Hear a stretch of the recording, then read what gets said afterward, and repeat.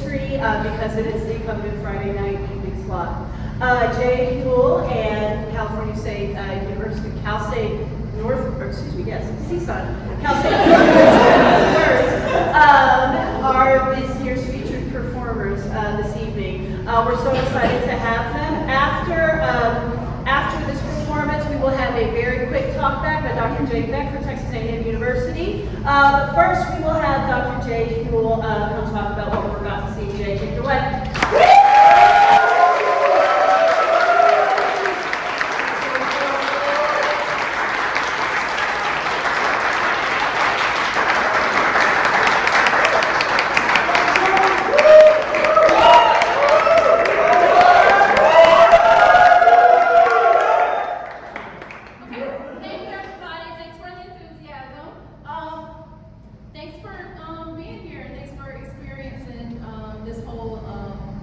This whole experience with us so far, and we hope that what we present tonight will help you guys to think through the assignment that Dr. PETIT gave you earlier in the day. I want to tell you a little bit about what you're going to see today.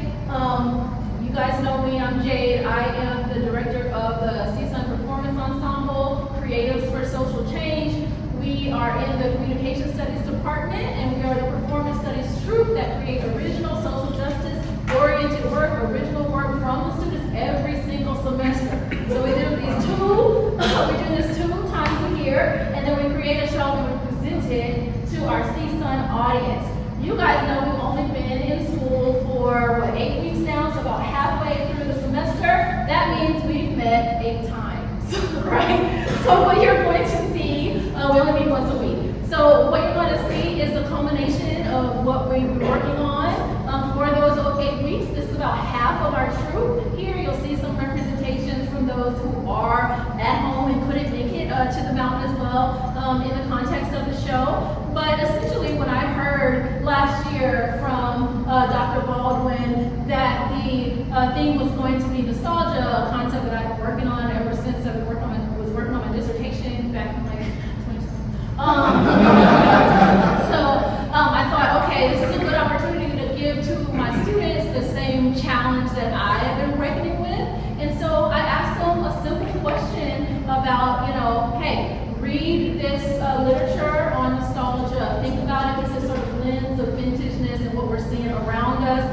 And let's answer or address some of the questions that I've been asking myself. And you guys can do that in your own way through your own stories and your own history. So this is the answer to that question so far in 8 sessions of working on the performance. We will be polishing it up and showing it at the end of the semester. So we're so happy to get your feedback. And so that's what we would like to, that's the lens that we'd like for you to watch the show and react to it at the end, because we can still work on things and make things better and have the show evolve. So thank you again.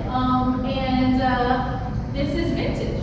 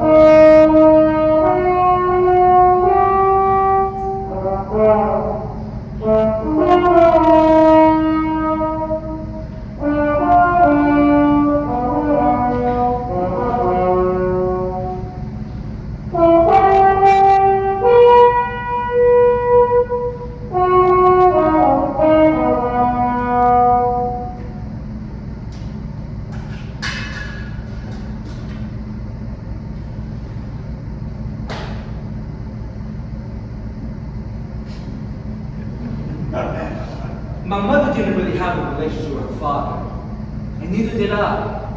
There were so many things about that side of the family that I just wish I would have known. I always knew that I had a different type of demeanor than the other side of my family, my mother's side, as you would say.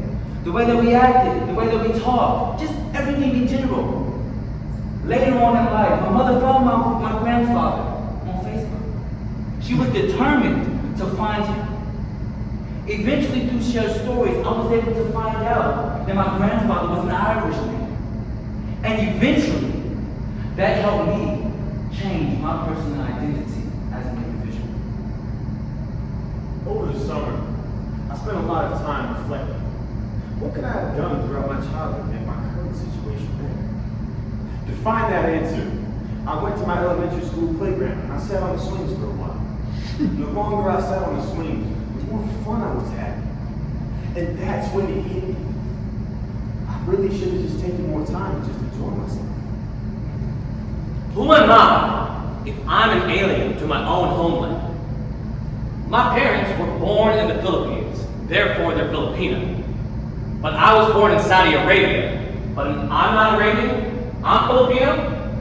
How does that work? Is that all it takes to be Filipino? A couple of government steps, a couple of passport stamps, and voila, I'm Filipino? Do I get to choose? Or is it all about who claims me? Who am I if I am an alien to my own homeland? I'm Jewish.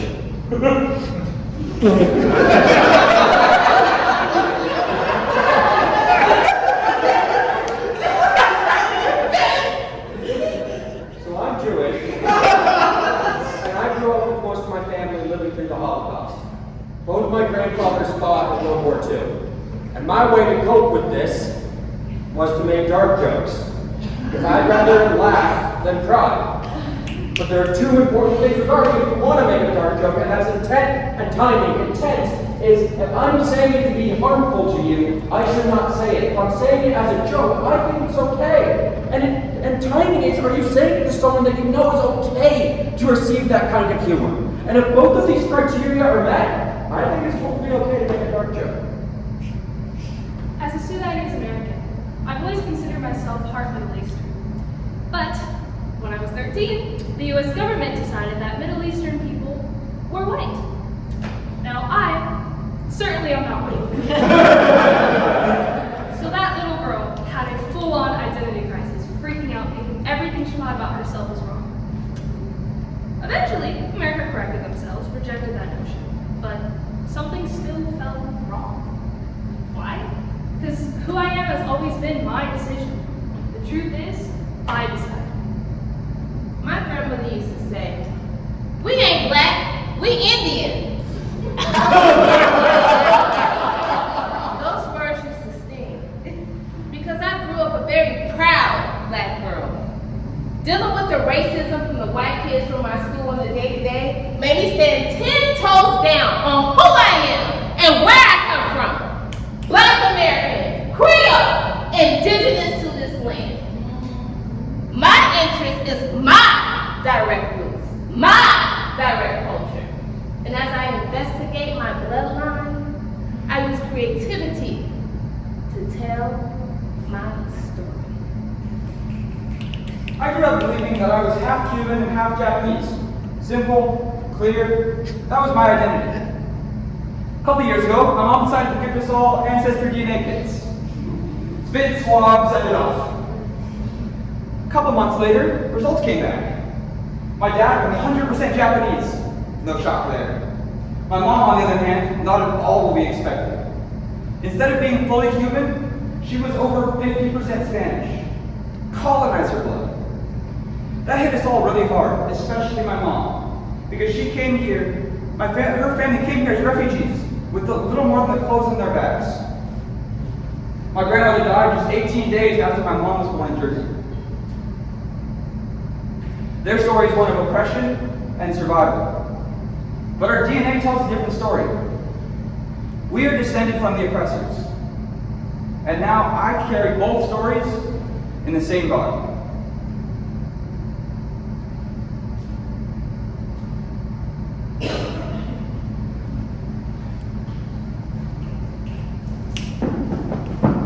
Ladies and gentlemen, what we're gonna do right here is go back, way back, back into time. I see it. See it? I hear it. Hear it? I touch it.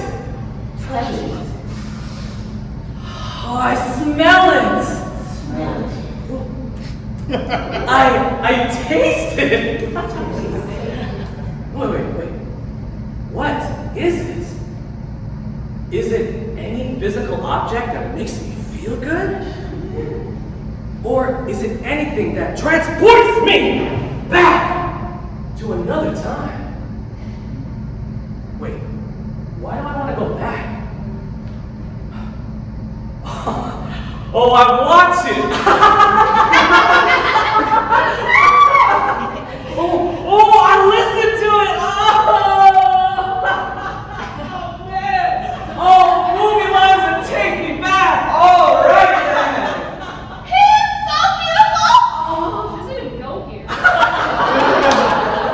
Oh man, it's songs that take me back to another time. Like the first time when me and my parents first heard Lauren Hill and the Fugees take it to the bridge. Oh! Whoa,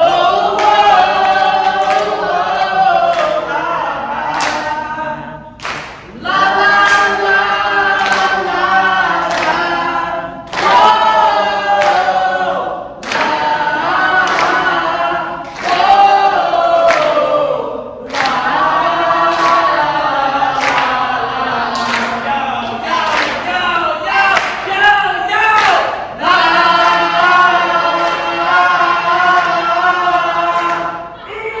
I wear it! One time. Oh, I feel it! Two times. Wait. What is it? Is it a non-physical object? Can it be an idea? A thought? Wait, why do I want to go back? Back to a time when it was safe? When it was good?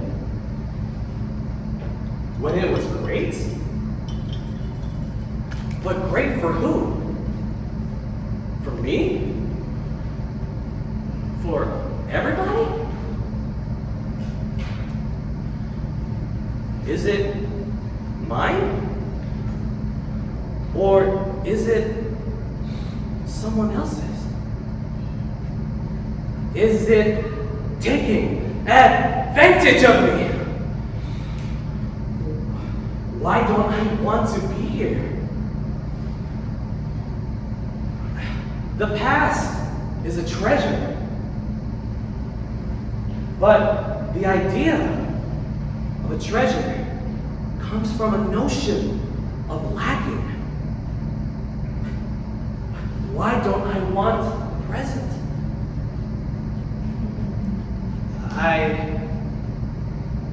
I see it. See it? I hear it. Yes. I touch it. I smell it. Smell it. I taste it. Taste it. Will everything become it? Am I it?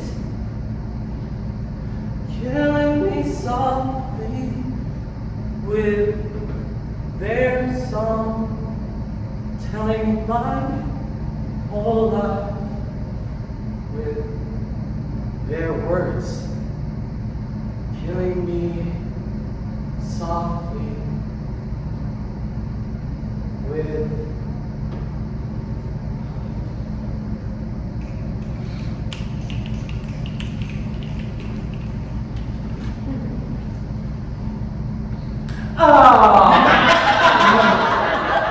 let us begin with the white. Naturally, it pours crisp and blindingly pale, a liquid reminder of purity standards enforced across centuries. It opens with notes of manifest destiny, hints of smallpox blankets, and the finish of treaties broken and a cork pops. This vintage pairs beautifully with stolen land the erasure of indigenous tongues, one sip. And you'll detect undertones of assimilation in boarding schools. Light, but unmistakably bitter. Truly, a wine aged in oak barrels, carved from forests, no longer belonging to the people who once called them. Now, to our rosé. A pink, so delicate. It almost apologizes for existing between extremes. It carries the aroma of border patrol dust and freshly picked strawberries from fields where hands grow calloused. The papers made invisible. Swirl it gently. You'll catch whispers of conquistador steel mingled with quinceanera laughter, the clash of conquest and celebration. On the palate,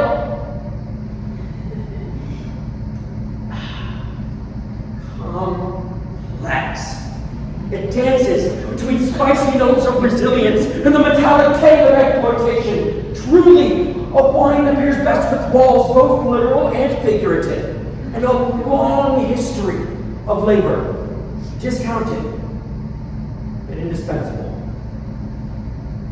And finally, the rain. A full body Pour. a Pinot Noir. Rich as the blood that wrote America's wealth. This vintage was aged in human cellars of plantations, decanted through Jim Crow laws.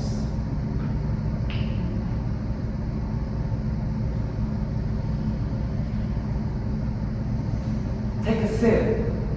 Ah, yes. There you have it. Bold, unyielding, and laced with the smoke of cities burned by both mob and resistance. A wine not merely to be tasted, but a wine to be recognized. This vintage was decadent.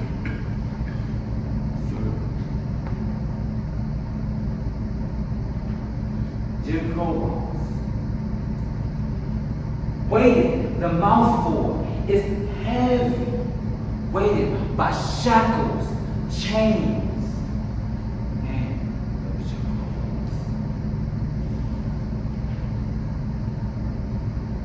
Take a sip, and you'll find rich undertones of jazz, gospel, and hip-hop. Genius notes coast from soil watered with blood. This wine pairs best with reparations, though those remain off the menu. So there you have it, a flight of vintage America. You have the white, the rosé, and the red. Sip carefully and swallow at your own risk.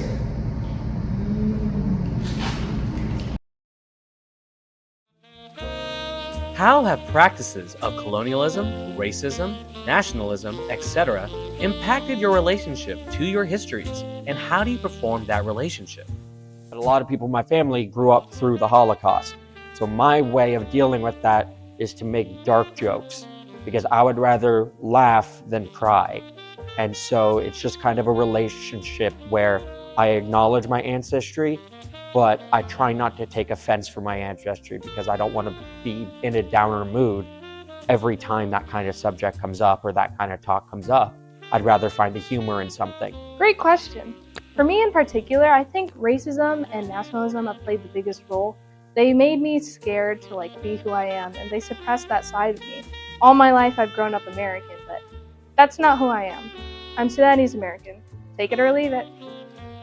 Well, culturally, I do not come from a very extensive ethnic background, so I believe that would sort of hinder my performance if I were to play as an ethnic character, because I believe in order to respectfully and accurately portray another culture, it's best to cast someone of said culture, or at least related to. Those practices created a sort of separation, a division in the relationship between myself and my histories, because they're the reason that I was not taught to fluently speak Spanish or Japanese.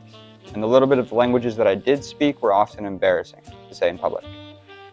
I call my parents Mommy and Papi, but when I was in grade school, I intentionally changed the way I refer to them because I knew people weren't going to understand it.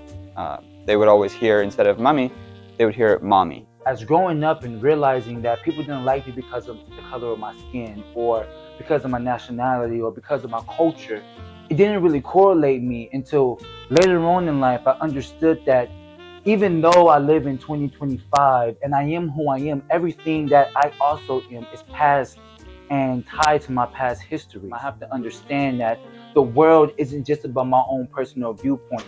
And that's how it personally identified me during the future, learning that I have to conform myself to everyone else around me, and they can't conform to me. Even though I may not understand it, I understand it now, and knowing that I have to, personally, be the best version of myself takes away all those negative things around me. So I'm Filipino, but I feel really disconnected from my Filipino roots and culture. But by listening to other people's cultural stories and histories of pride and pain, I feel motivated to learn more about how I got here and retrace the steps as well. I do this by having conversations with my parents and getting to know them, and by getting to know them, I feel like I'm getting to know more about my supposed homeland. And I feel it's never too late to learn something new and learn more cultures, because I'm tired of being oblivious and I want to make a change in any way I can. So that's how I be present in this moment. Well, it definitely impacted my relationship to my history by having a desire and a passion to understand my family lineage. I've always been a person that have practiced dances and cultures from the African diaspora, and as a professional performer, I have included that in my work for over 20 years. And now my focus is really on my direct lineage, knowing that my family are Black indigenous to this land, and just really understanding our history here and knowing that many of our histories have been erased. And I take pride in knowing that my family has done so many things to reserve our culture and our history, and I'm a product of that, and I'm proud of who I am, and you'll continue to see that in my work. Back in the day when I was young, I used to always see you, and I always loved you. But I realized as time goes on, we may never have the relationship that we once had, and I'm okay with that. That's evolution. What I once loved yesterday may not be the same thing as what I love today, and I accept that. But it's still good to see you from time to time and remember the time that we once had.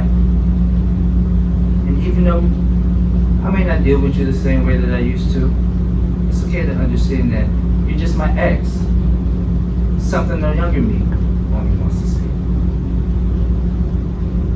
A cube with very few faces, yet so many combinations. Hours spent admiring the complexities brings you back to a time when my life wasn't so complex. But is it really vintage? Or is it only 8 years old? Something that Split helped me realize is I've grown infinitely complex, just like the cube. I was asked to write a poem about vigilantism. Oh wait, that's wrong. I meant vintage. Vintage, defining it, is something unique to me. Did you know my brother was born in 1993? Something around that time would work for me. Did you know Jurassic Park came out in 1993? Wait, I'm getting sidetracked. Vintage is something defined as 20 to 100. It is something that is both unique and nostalgic.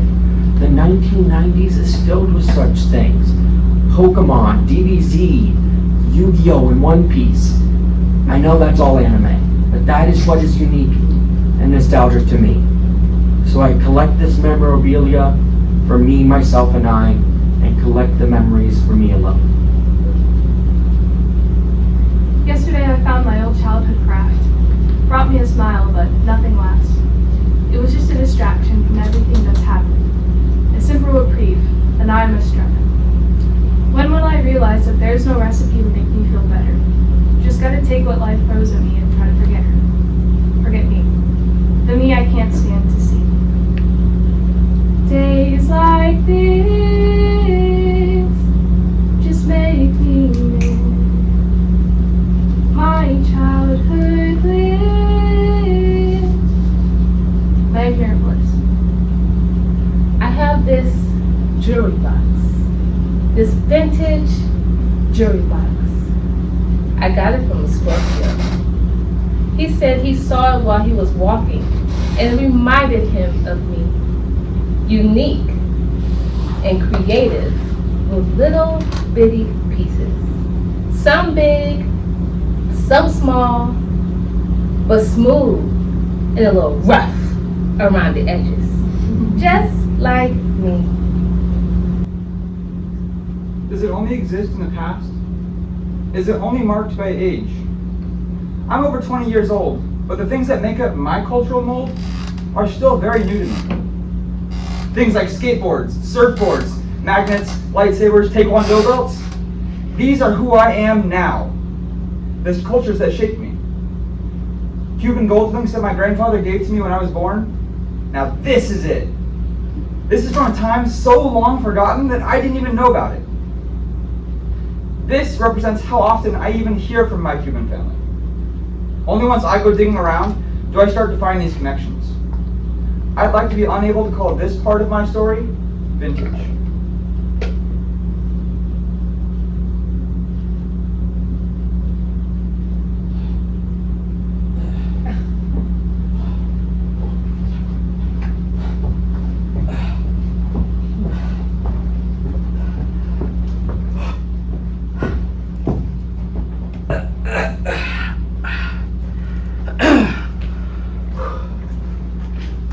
The Balikbayan box.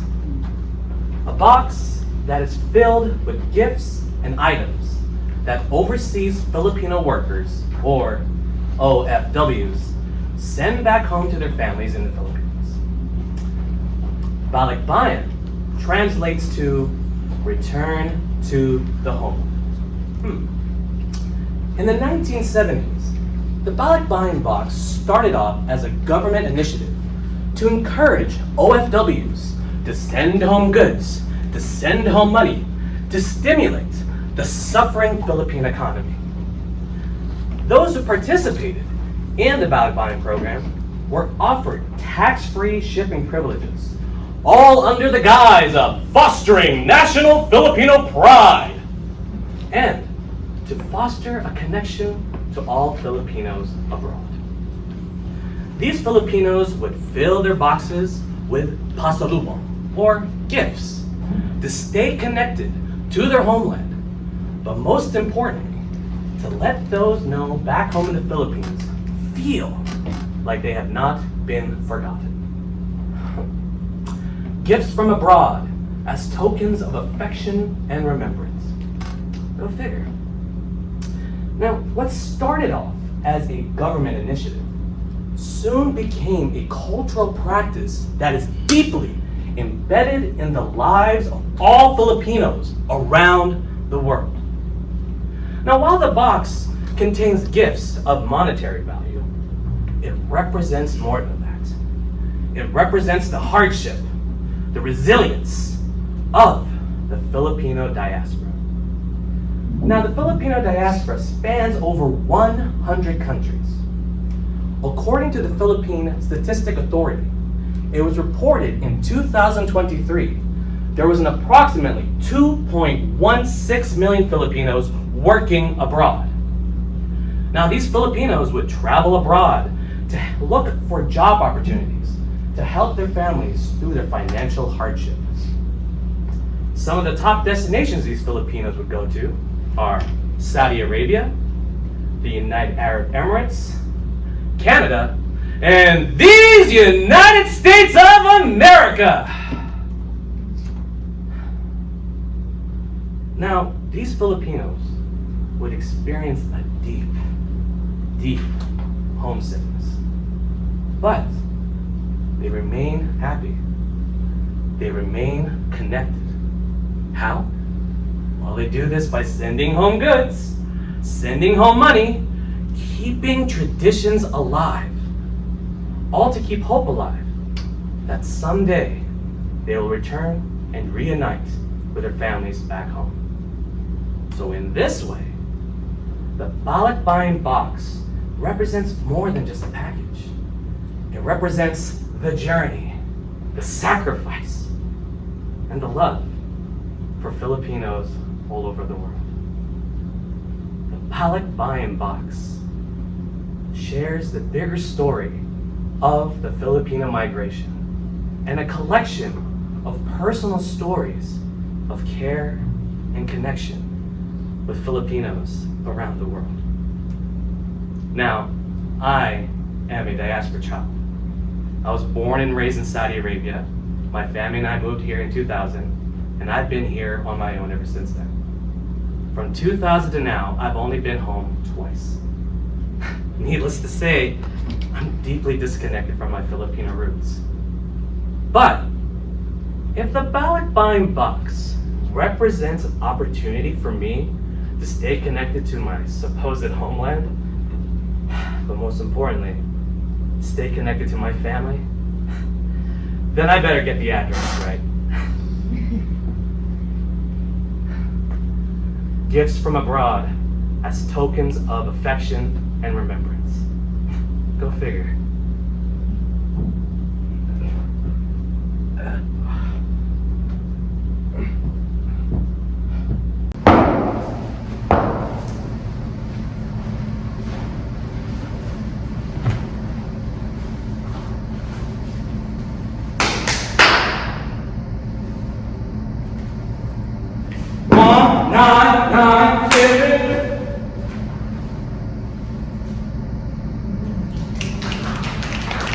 You guys, stepping and strolling is something that, if you know, Black Greek culture holds to their heart. It's something that they all know and love, and it's something that is a part of their history.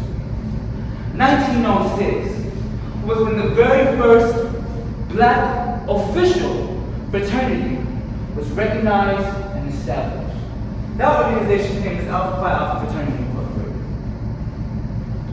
Throughout time, there has been several different organizations: white, Black, Filipino, Asian, and multicultural. And as time goes on, the multicultural side of organizations have taken a very prominent stand in our realities. But as me being a Black male, and me being in Greek life, I did not have the platform to do stepping and strolling within my organization. A little backstory on me and my organization. My organization was founded in 1997, the same year I was born. And with that being said, it's only about 27 years of age, same age as me. I'm a founder for the organization, founded in 2016, January 31st.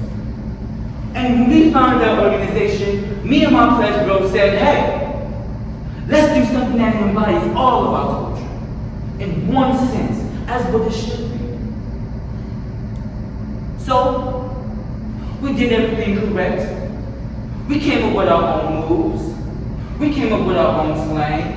We came up with our own style and still was rejected by other cultures.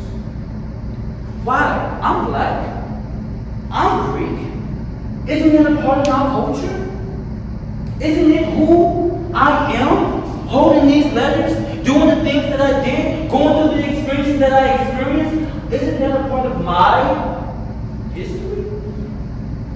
But no, it's only for a specific history that could possibly relate to it. But can I? But they can't. And even though that's the reality, and even though that's the truth, no matter where you go and no matter what you do, especially if you try to conform to be a better you, everybody just wants to feel a place of home.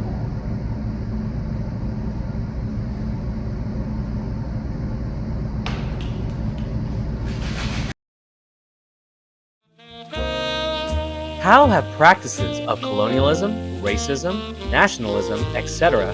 impacted your relationship to your histories, and how do you perform that relationship?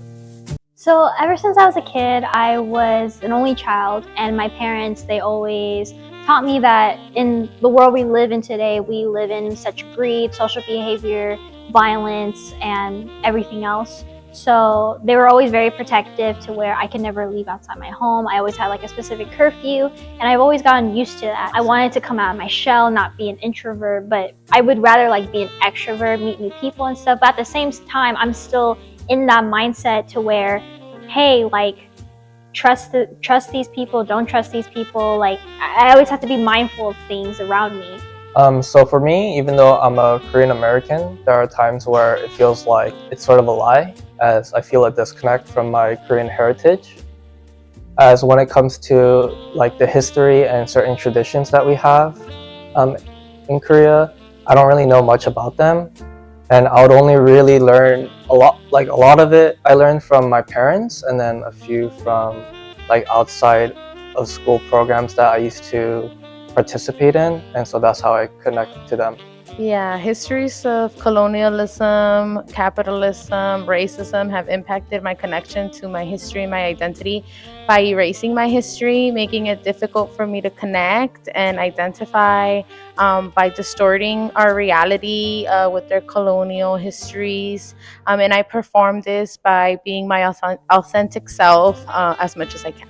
My relationship to my history is sometimes I feel at a loss of the pre-colonial history, and being Filipino in America, Filipino history isn't taught in schools. I felt pressure as a kid to conform or hide parts of myself just to fit in and belong with other kids. Me personally, growing up, I have a lot of different cultures in me. I'm Creole, I'm Indian, so I have a lot of different ethnicities in me, but I don't feel as connected as I would like to be, or at least as I'm getting right now. And I'm just trying to day by day get closer and just learn about it little by little, so I can really embrace that past part of me as well. I'm actually pretty disconnected from my histories. I immigrated here from 1 year old to the United States from El Salvador. My family fled a war, a bunch of gang violence, pretty much a war zone. I don't really connect to my native culture. I do try to take part in it and participate and study it, but I feel more gravitating towards assimilation. I feel that I've been here my whole life. I'm American in every way but one, you know? I guess it affects me a lot because I don't really have a culture because of all of that. Like, they kind of stole my culture from my people, so I don't really feel connected to, like, I don't know, anything really, which kind of sucks. Like, you never really felt like you fit in anywhere, you belong anywhere. So because of that, I feel like that's why I'm so interested in learning about cultures and religions and different people, and because I don't really feel like I have one. So I think it's interesting when people have that, and yeah, I guess that's how it affects me.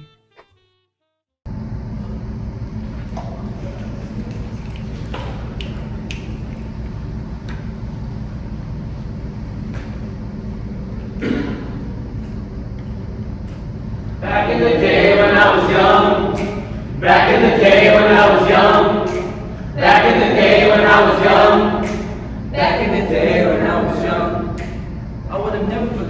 time we once had. We still see each other from time to time, and I'll always love you. Usually cloaked in blue, but today I'm dressed in shadows. A layered life then softens and fades.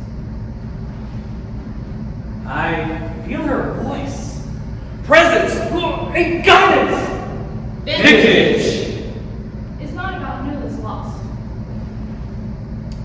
but about what remains. Perhaps I could look into myself and see what has changed. It's not about what gets old. It's about legacy, love, embrace, memory. This memorabilia keeps me, makes me grieve for more, so I collect it for me, myself, and I. It's proof that beauty lasts when fashion fades. A vintage jewelry box. Only once I go digging around do I start to find these connections. I'd like to be unable to call this part of my story vintage. Countless hours by your side, I'll never forget. My life is out of control. There's no place like home. The memories of a lifetime shining so bright. Oh, was our love so sweet, but smooth and a little rough around the edges. I remember way back when. And everybody say, I remember way back when. And everybody say, I remember way back when. oh, back in the day. Oh, back in the day. Hey, I remember way back when. And everybody say,